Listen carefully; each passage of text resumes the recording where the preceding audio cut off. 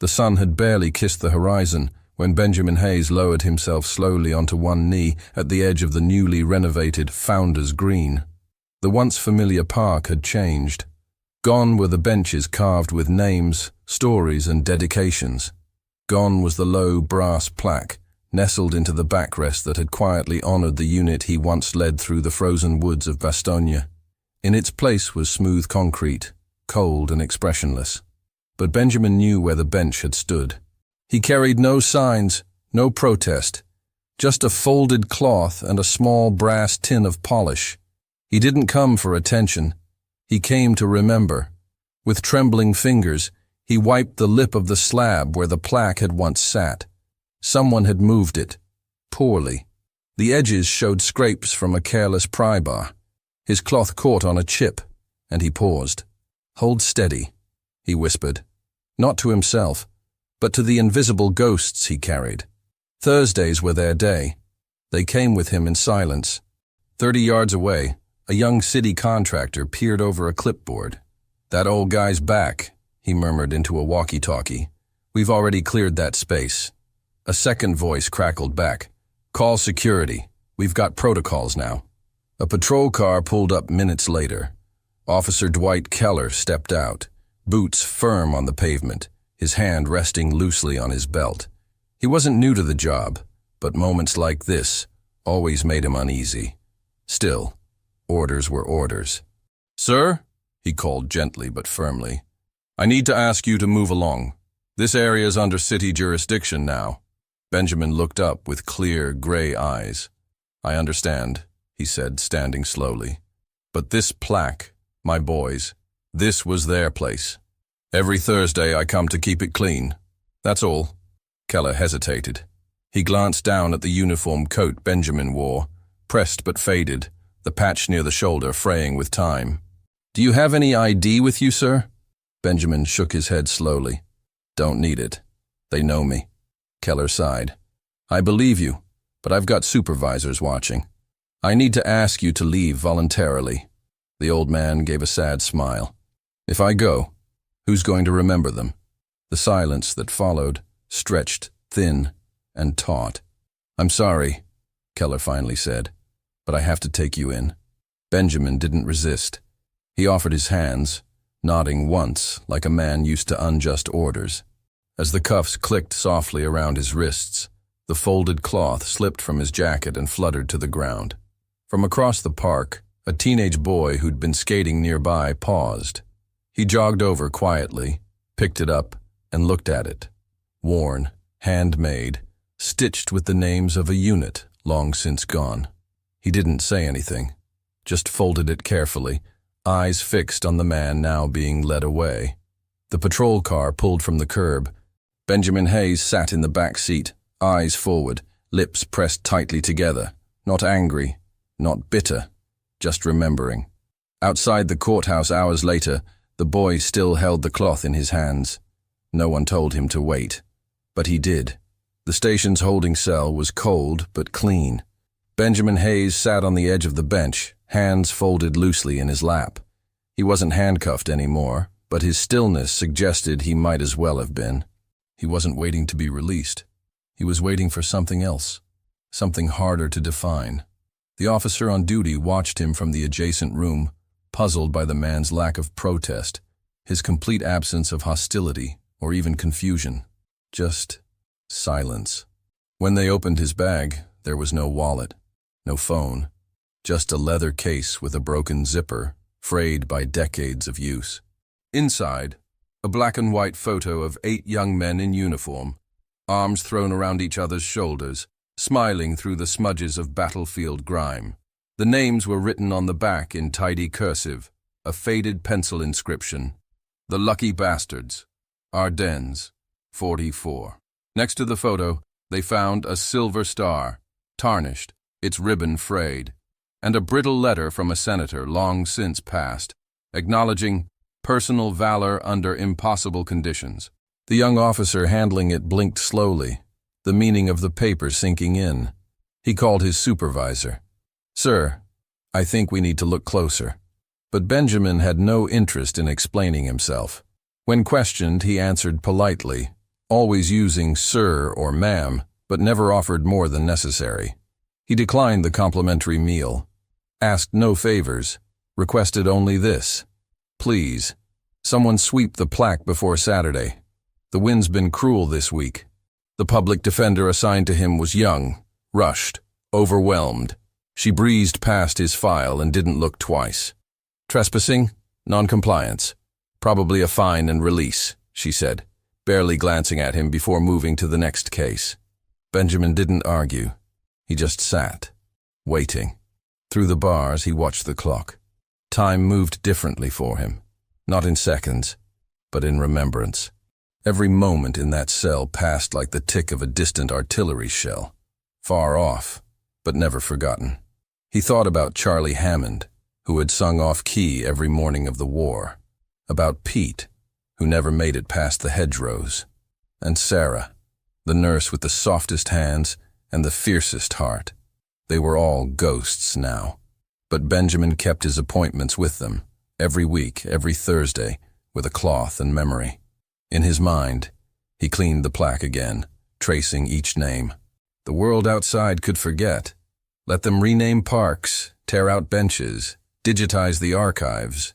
But he would remember. That was his promise. Not to the city, not to any judge, to them. The officers began speaking differently around him. One quietly offered him coffee. Another brought him an extra blanket. He nodded his thanks, but said little. It wasn't about comfort. It was about presence. Being here, in this moment, instead of outside, where they'd removed the last physical reminder of what they'd survived. At some point, someone brought in a folded American flag. By mistake, perhaps, or maybe by intuition. It sat behind the booking desk, catching Benjamin's eye. He didn't smile, but his eyes softened. That flag had seen more than most. So had he. When night fell, the cell grew quiet. Most of the other detainees had come and gone. But Benjamin remained, the silent shape of a man who didn't fear consequences because he had already carried the weight of far greater ones. The morning sunlight filtered through tall courtroom windows, casting long, solemn beams across polished wood. Benjamin Hayes sat in the defendant's chair, hands folded calmly atop the table, eyes steady but distant. Across from him, a young public defender shuffled papers, her expression polite but distracted. Reporters rustled their notebooks in the packed gallery. Everyone had stopped fidgeting, as if the gravity of an old man in handcuffs demanded silent attention. When the bailiff announced the judge's entrance, a hush fell heavy as the robes swept forward. Judge Marisol Grant, stern and unyielding, took her seat, gaze sweeping across the room before focusing on the docket. Benjamin's name appeared. Sergeant Benjamin M. Hayes. Charges: trespassing and failure to comply. A quiet murmuring began.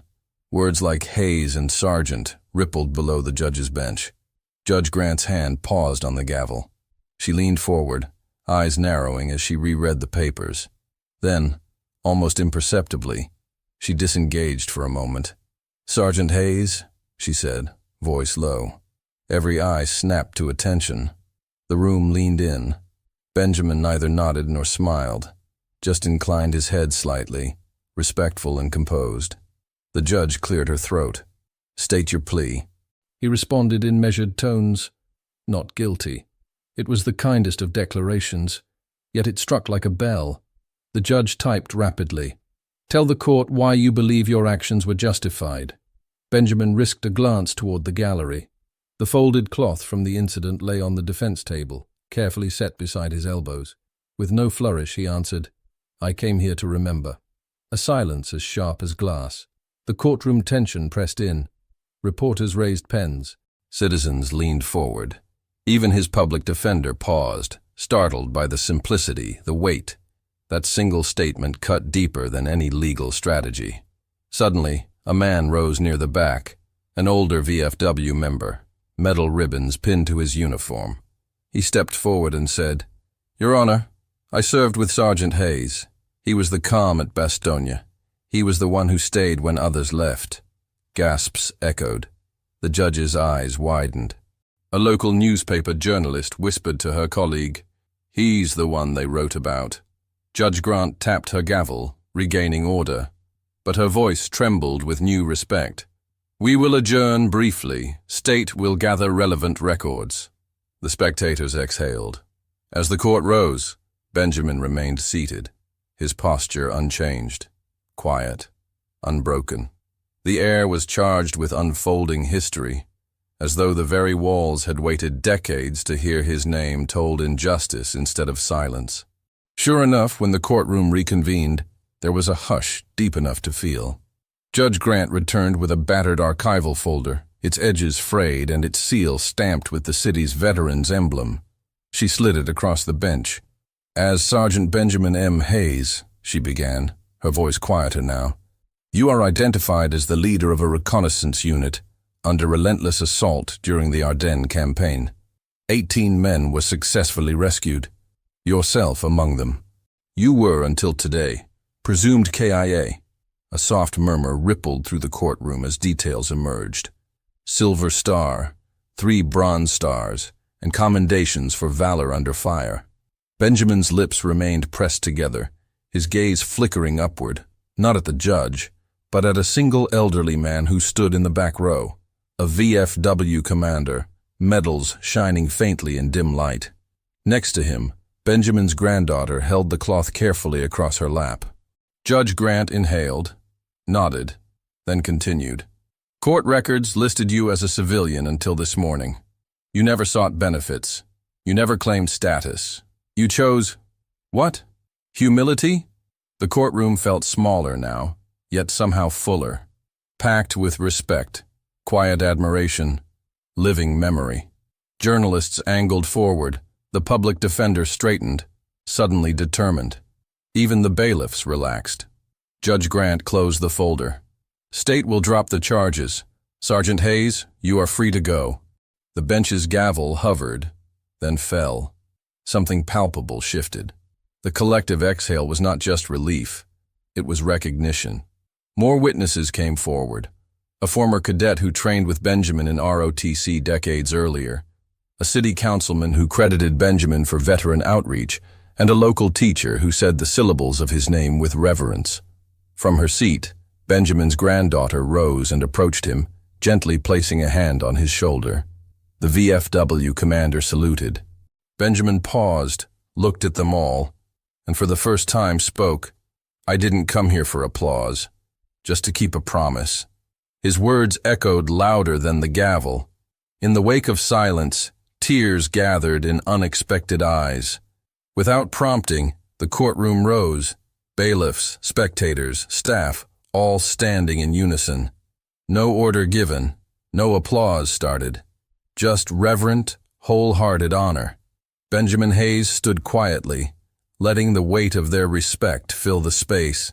He was 24, a young staff sergeant in a pocket of desperation somewhere behind enemy lines during the Ardennes offensive.